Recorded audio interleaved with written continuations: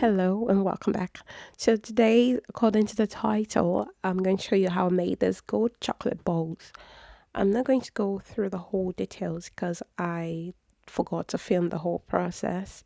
But this is basically me dusting edible gold luster on my melted chocolate. And look at how it turned out. You can buy edible gold luster online in the shops. There are different brands. I'm using a Rainbow Dust brand. Um, yeah, so they come in different colors and different shades of luster. So I am just making another one. You can do it in two ways. You can either melt your chocolate before you dust it, or you can dust your silicone mold with a edible gold luster and then fill it with the chocolate, the melted chocolate as I'm about to.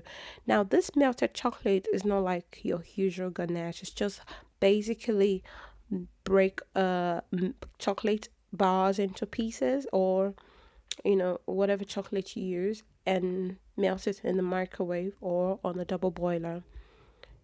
That's all you need to do about the chocolate.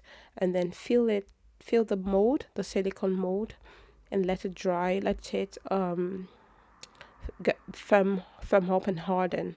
And that's it.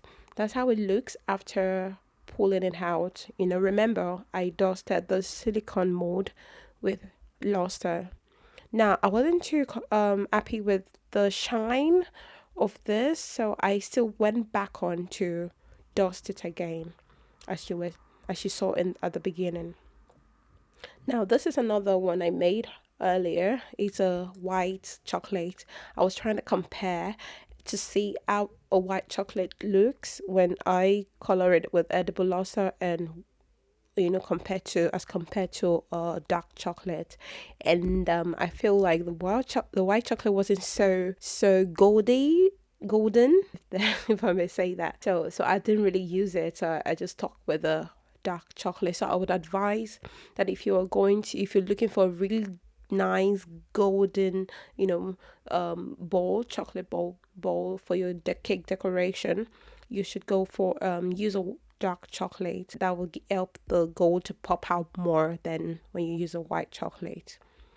So yeah, this is just me placing the chocolate balls on the cake. I am actually gluing the chocolate with melted chocolate so they can stick. So that's it for now. Thank you so much for watching, and I'll see you next time.